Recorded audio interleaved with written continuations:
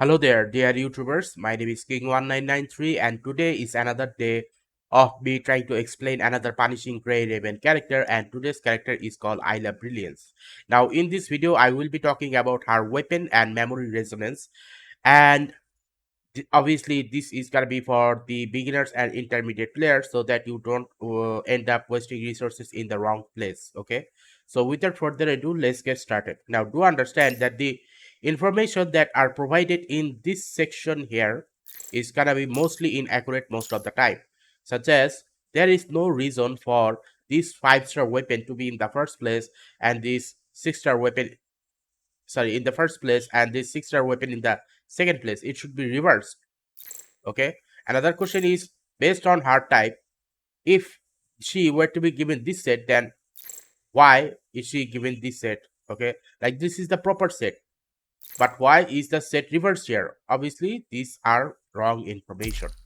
So in order for me to actually give you a proper information of this character, there is a certain website goes by the name greyravens.com, which is made by Kuro Games Company. The information here are very highly accurate, and the meta players most of the time use this information to get higher score. Okay. Now, when it comes to Ayla Brilliance is considered as an A rank construct, uh, tank type construct, site as her weapon. Signature weapon is Purple Penoy. Uh, Peony, sorry, not Penoy, Peony, Purple Peony, and her favorite gift is painting kit. Okay, now she is considered as 100% physical tank character. Now, other than that, when it comes to the build, however, you can probably see here that there are total one, two, three types of build here. Now, when it comes to the build, it seems like this is the main one, but this one is a general DPS used in high difficulty content where survival is more important than clearing speed. Okay, so you can probably guess, okay, that this is a DPS set. Now, what does she excels at? She is excels at a QTE and not actual DP. Yes, okay. So from that point of perspective, if you were to use this set, which is Ultimate Awakening set, okay, any set can be Ultimate Awakening set, but when it says Ultimate Awakening set, it basically means this set is better than the rest. The answer is no. The question is, okay, then why is that? Well, the thing is, you have to first see what their capability is. This character here is not as capable as that of Kamui Tenebrion or Kamui Bastion, okay? But this character still able to do a large quantity of physical damage to the enemies, and not only that, this character is capable of doing mostly support. Okay, so from that point of perspective, if you were to give this character this following set, such as 3 pieces of Ravinki and 2 pieces of Catherine, only then she will be able to do her maximum best. Okay, now other than that, when it comes to the weapon, sorry, memory resonance, the memory resonance is gonna be attack plus street 6x, which is correct on the top, and class skill level 6s at the bottom. Now do understand that the formation or the placement of the memory set must not be altered. What do I mean by that? For 3 pieces of Davinci must need to stay on the top, and 1 piece at the bottom, doesn't matter left, middle, or right. Okay, and 2 pieces of Catherine at the bottom. Okay, so that is basically how it goes. Do not mess this up.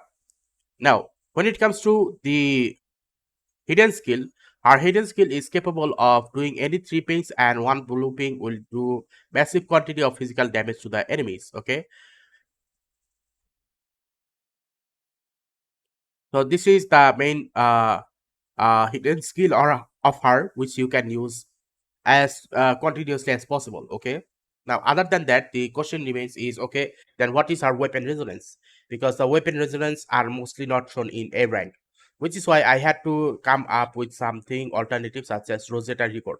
Now Rosetta Rigor is a good quality sub DPS and uh sub DPS tank character. Okay, so basically speaking, if you have this character on your team, then obviously the formation here is going to be a little bit different, because as you can see from the attack, okay, this character has 400 and 2 attack and 172 crit, whereas this character has 272 attack and 139 crit. So when it comes to crit and attack, obviously this character is superior in terms of doing DPS, which is why this set is more preferable than this set. Okay, so which is why if you are using Ayla Brilliance, you will most likely be using her because you don't have any other good alternative. Okay, now other than that, the question remains is, okay, then how much does this one cost? So this character here, she cost about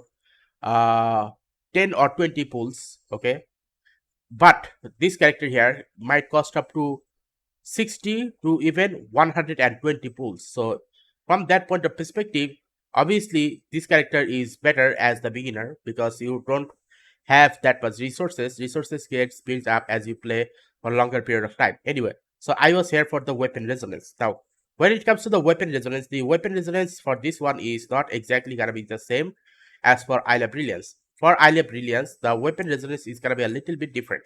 For example, instead of polymerization collapse, the most of the time you will be needing to get is the uh, uh, resonant echo. Now, why resonant echo? Because resonant echo is gonna be used a lot if you were to use Ayla Brilliance QTE skill. Okay, now that is point number one. Then point number two is gonna be afterwards. She must need to be doing some sub DPS or even QTE support. Now there was only one here, another one is here, but this one doesn't actually increases the DPS character on the fields overall damage output. So from that point of perspective, boundary annihilation is useless. Then what about uh these two? Well, these two are depend, it depends. For what do I mean by that? Well, here's the thing. Polymerization collapse. Okay, let's say you have used Ayla Brilliance for sub DPS purpose is now on the field. And the polymerization collapse effect has been activated. You immediately switch out, and then somehow you are still able to trigger the QTE. Then what will happen is Echo Resonant is gonna get activated, and that is how she will be able to do some sub DPS damage as well as support. And then the question remains is, okay, in order to use this polymerization collapse, then what do you need? You need deadline timing. Okay, so if I were to now say it in the following manner, then it is going to be something like this: echo resonant, then deadline timing, and then polymerization collapse. This is the main way I would put Ayla Brilliance capabilities as how to use her as a character. Now, as you probably know, she is a tank type character, and Rosetta Rigor is also a tank type, but Rosetta Rigor is an S rank, and Ayla Brilliance is an A rank. So, from that point of perspective, use Ayla Brilliance as long as possible.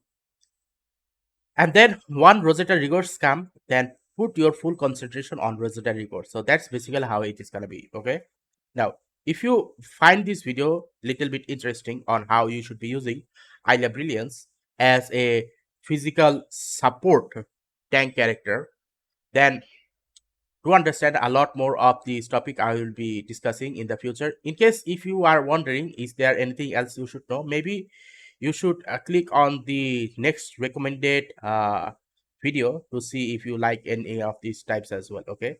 Thank you again for coming to this video and see you again next time.